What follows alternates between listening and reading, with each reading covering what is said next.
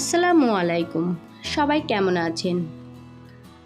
দেশ এবং দেশের বাইরে যে যেখান থেকে এই ভিডিওটি দেখছেন, অবশ্যই এই রেসিপিটি বাচ্চাদের জন্য একবার হলেও তৈরি করে দেখবেন, কারণ খুব সহজে আমরা এই রেসিপিটা তৈরি করতে পারি। আর এই রেসিপিটা কতটা লোভনীয় হয়েছে তা দেখলেই বোঝা যাচ্ছে। বাচ্চাদের জন্য, স্বাস্থ্যের জন্য অনেক ভালো। এবার চলে যাই কি কি উপকরণ লাগবে।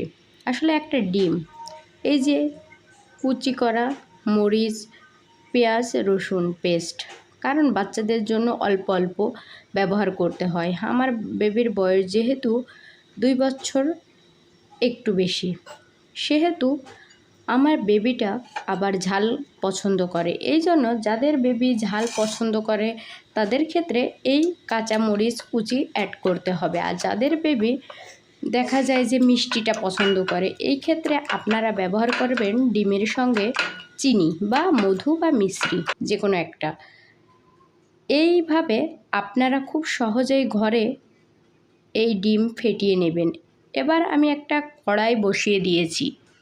কড়াইয়ে ঘি দিলে ভালো হয়, যদি না থাকে সেই ক্ষেত্রে সয়াবিন তেলও ব্যবহার করতে পারেন। আমি এবার কড়াইয়ে তেলটা দিয়েছি, তেল গরম হয়ে গেছে। এই পর্যায়ে আমি ফেটিয়ে রেখেছিলাম তার ভিতরে একটু লবণও দিয়ে নিচ্ছি, কারণ এটা আমার দিতে ভুল হয়ে গিয়েছিল। এবারটা কিছু ব্রেড নিয়েছি, কারণ আপনাদের ঘরের কাছে বা ঘরে এরকম ব্রেড থাকে, কিংবা আপনারা দেখা যায় যে রুটি দিয়েও এটা বাচ্চাদের খুব সহজে বানিয়ে দিতে পারেন বা তৈরি করে দিতে পারেন।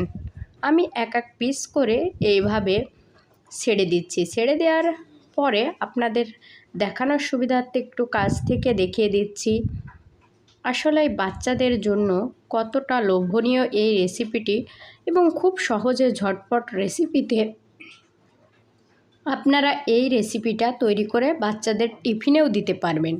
কারণ দেখা যায় যে সকালবেলা ঝটপট কি নাস্তা রেডি করে দিবেন বাচ্চাদের, সেই ক্ষেত্রে দেখা যায় যে যারা স্কুলে পড়ে তাদের ক্ষেত্রে এই রেসিপিটা খুব সহজেই ঘরে তৈরি করে বাচ্চাকে টিফিন বানিয়ে দিতে পারি আমরা।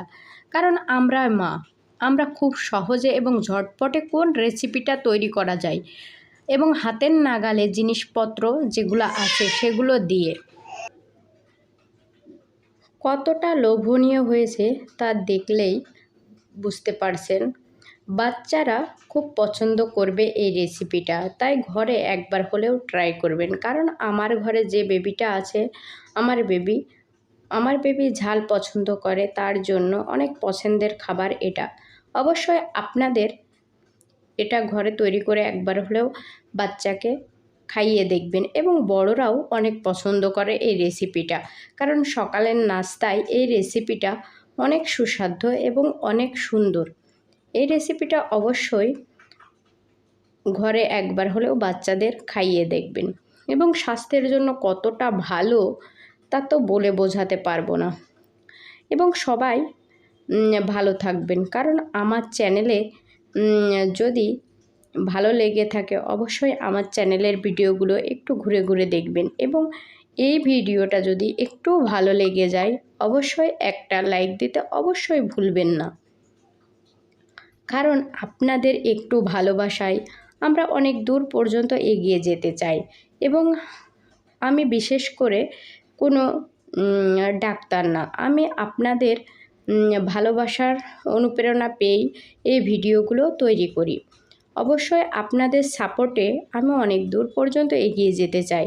অবশ্যই আমাকে এইভাবে সাপোর্ট করবেন। অনেক আপুরা অনেক সমস্যা, বাচ্চাদের সমস্যা, প্রেগনেন্সি সমস্যা, অনেক সমস্যায় বলে থাকে। আমি সেই যেটুকুনি আমার আইডিয়ায় আসে এবং ডাক্তারের পরামর্শে যেটুকুনি বুঝতে পারি সেটুকুনি আপনাদের শেয়ার করার চেষ্টা করি কমেন্টের মাধ্যমে।